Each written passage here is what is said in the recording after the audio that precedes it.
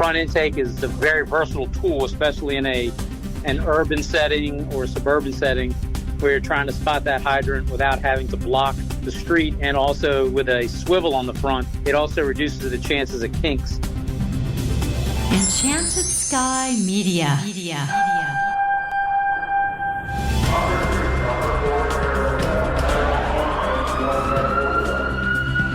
This is Code 3, the Firefighters podcast. Now, here's your host, Scott Orr.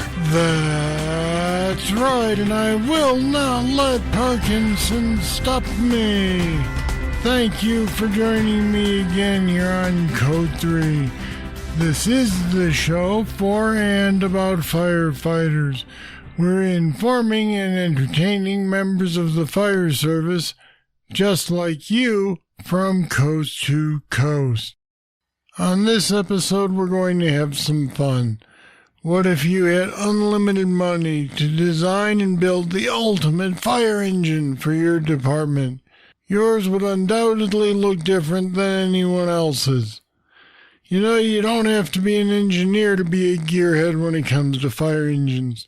In fact, judging by the YouTube videos I've seen, you don't even have to be a firefighter to be a gearhead when it comes to fire engines.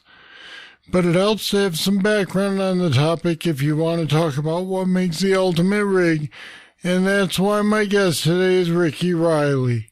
He's the fire apparatus manager for Prince George's County, Maryland Fire and EMS, and he currently serves as the rescue engine captain at the Kentland, Maryland Volunteer Fire Department. He's also a member of the editorial advisory board of Fire Apparatus and Emergency Equipment, and he writes the online column, The Rig. Ricky runs Traditions Training LLC. More on that at the end of the show. And Ricky Riley joins me now. Welcome to Code 3. Well, thank you, sir. So we're going to assume that we have an unlimited budget and try to come up with the ultimate fire engine. Now, I know that one size doesn't fit all, but this is just an exercise. That sounds like a good exercise. All right, let's start with the basics. Is there an advantage to a larger pumper body over a more compact one? I don't think there's any advantage. I think the individual response area is what kind of drives that and how many different type jobs you're trying to do. You know, if you're fortunate enough in your organization to have a strictly engine company operation and truck company operations and rescue squad operations, you're able to divvy that up amongst those units or vehicles. And that kind of helps you with the size of your vehicles and what you actually have to carry. But if you're, you know, like a lot of departments in the country that are trying to do an all-encompassing unit that, you know, does all the stuff they need for their community with limited staffing, and you just going to get one fire truck out, then, hey, you know, you're going to have to make a little bigger of a fire truck just to carry all the stuff that you probably need to handle all those different kind of emergencies. But, you know, I have my little fire trucks that I like, and but, you know, communities have different needs, and, you know, obviously they'll need a bigger fire truck. So if we're talking about a bigger truck body, then I assume we can talk about a bigger onboard tank. I mean, that's all, once again, and, you know, the question's kind of open because, you know, it all depends on your response area. If you need a lot, if you're in a rural area and you need a lot of water, then yeah, it's going to drive a bigger tank. But that doesn't mean that there aren't smaller communities that have a good hydrant system that, you know, could get a smaller tank, you know, like a 500-gallon tank or a 750 tank, and still have a big body to be able to carry all the equipment they need. Obviously, with today's manufacturers, regardless of who that manufacturer is, they can certainly do a great job of designing a body to fit around your tank size and also kind of make it small so it's can get around. You know, obviously you don't want the Titanic trying to get through a rural street or whatever and try to turn around. So it's very dependent upon that. All right, we've got the truck started. Does the onboard tank size determine whether we can use a low hose bed or a high one? I think with the ability of the manufacturer and the tank companies, that you can get a large water tank and still get a low hose bed. Obviously, that comes into play, especially when you're doing like an L-shaped tank, or the tank manufacturer can pretty much make you anything that you want. Obviously, that comes with a cost, but you have to worry about center of gravity, how high you're making the vehicle. So, I mean, depending on your tank size, you can have a low hose bed. Obviously, I'm always going to be a proponent of that. Why is that? Why are you a proponent of the low hose bed? Just making sure that our firefighters aren't having to climb up on the back of the fire truck and then climb up a set of steps or fold down steps to reach an attack line or to reach the supply line to pull it off, because firefighters in full PPE and wearing SCBA that may be riding on the fire truck, climbing up and down on the side of the fire truck, regardless of how safe they make the steps and how short they make the step I think is always a dangerous thing. So the more they stay on the ground, the better I feel about them, especially when they're in full PPE. So I think it reduces injuries, and just for the ergonomics of the firefighter and the fire truck, having that low hose bed to pull an attack line or pull a supply line off, having it nice and low is a good thing for that firefighter. All of us aren't tall, Some of us are short. All right, I assume you're in favor of front, rear, and side intakes. Other than money, is there a reason not to have all three? Most of the time it's money. I mean, I was certainly once again, a rear intake drives the height of the hose bed up, along with, rear discharge and everything. If you can get a manufacturer to build it so the rear discharge doesn't increase the hose bed height, then that's always a good thing. Side intakes are almost free, with the exception of, having to put the valve on the side of it, or, if you do an internal valve, an electric or an air operated valve. Front intake is costs money and costs a lot in pipe to get it to the front, but it's a very versatile tool, especially in an urban setting or a suburban setting where you're trying to spot that hydrant without having to block the street. And also with a swivel on the front, it also reduces the chances of kinks in that line. So I'm always about having the driver operator, the chauffeur, whatever you call it in your jurisdiction, the most options to get water into the fire truck without blocking the street or, putting himself in harm while doing it. Makes sense. So what valve do you like for the intakes? I really don't like air stuff, but we're dealing in most of the time in the environments that I'm in, a cold environment, and I just don't like airlines. A manual valve, pretty much always works. With the exception of everybody, regardless of the valve manufacturer, could have a failure. Obviously, you have to do good preventive maintenance on those valves, to make sure that they always operate. But, I've gone and used an electric valve, for a front intake and a side intake, and then just have an override as a manual in case that thing fails. But, these manual valves that are coming out now, like the Akron Revolution or any of those different kind of valves, they're good valves as long as we maintain them properly, and they're all manually operated, which, takes out the electric, takes out the air operations altogether and any chance of failure there. So I like those manual valves that we can operate. All right. Now the deck gun. I assume it's necessary. What do we have to consider here? I'm not deck guns are almost like a necessary evil. I see them as is that, you have to have them. You never know when you're going to have that big fire, and you want to be able to flow that large volume of water.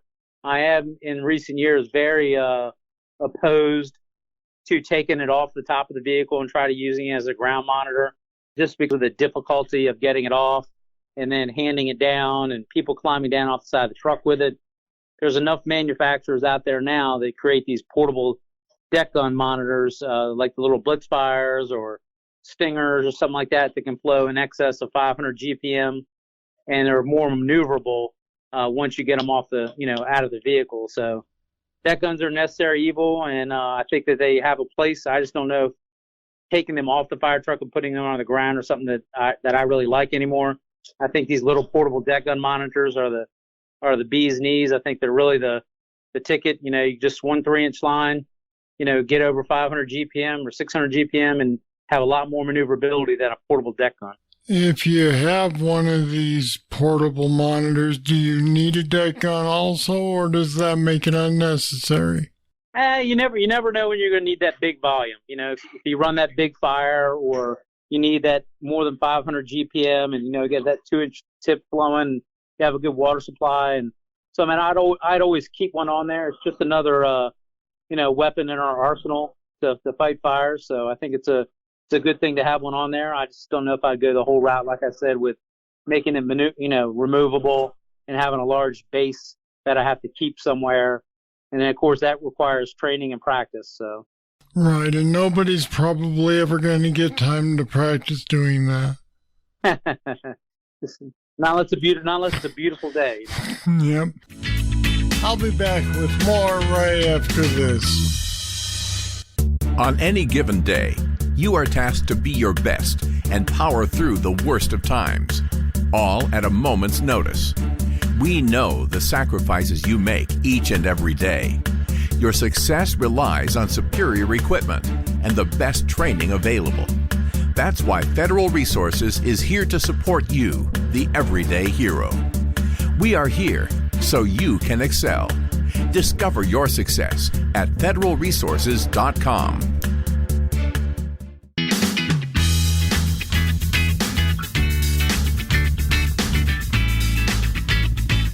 All right, let's move on to the cab. NFPA is pretty strict on how you can carry tools and such in the cab. What do you like to carry and how do we mount it so it's safe?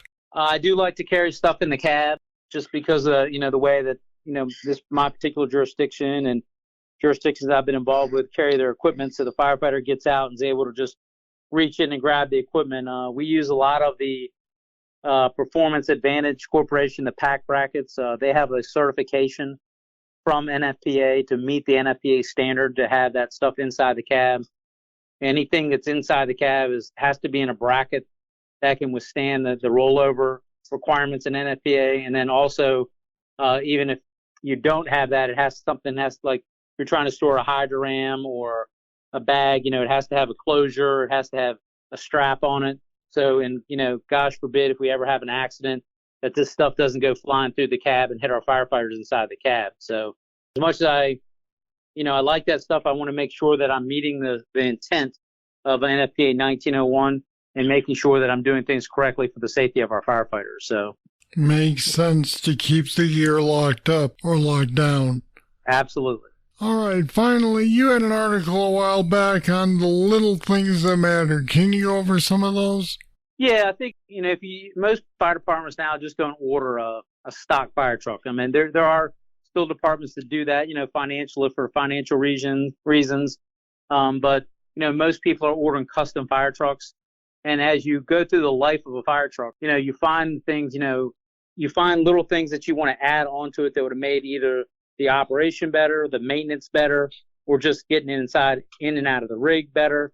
So, I mean, that's when I call about these little things that you add. I mean, for one of the things that we added on the front of our fire truck was just a little grab bar so you can clean the windshield, rather than grabbing the windshield wiper, which, depending on how heavy you are, or it doesn't even depend on how heavy you are. If you're a 100-pound person pulling on that windshield wiper, that thing will pop off, so we added these little bars there, adding mirrors, so you can see the front bumper, adding grab rails wherever NFPA requires a lot of grab rails, due to the fact, how we climb up and down on the apparatus. But, if there's any place that you can put a grab rail, a grab ring, anything inside that fire truck to make it easier so you stay in 3 points of contact with the rig when you're climbing in and out, lower steps, anything. When we talk about these little things, it's just little pieces or ideas that we add to the fire truck to make it easier for the firefighter or for the driver operator to do their job.